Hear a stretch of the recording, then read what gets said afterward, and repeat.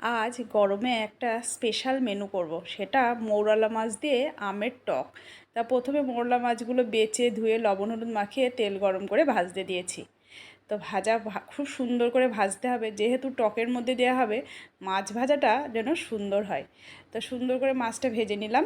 এবার একে একে সব তুলে নেব। এই দেখুন, এইভাবে ভেজে নেব।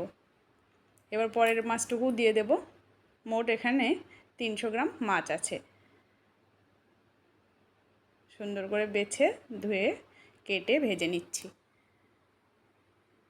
তো হয়ে গেছে। এবার কড়াটা পরিষ্কার করে ধুয়ে তেল দিয়ে দিলাম। এবার 5 ফোড়ন আর একটা শুকনো লঙ্কা ফোড়নে দিয়ে দেবো। দিয়ে আমগুলো দিয়ে ভালো করে একটু সামান্য লবণ, একটু হলুদ দিয়ে ভালো করে ভেজে নেব। যেই ভাজা হয়ে যাবে, কালো সর্ষে, সাদা সর্ষে, পোস্ত আর একটা লঙ্কা বেটে দেব। আমটার জল ঢেলে সিদ্ধ হয়ে যাবে, একটু সামান্য মিষ্টি দিয়ে মাছগুলো ঢেলে দেব।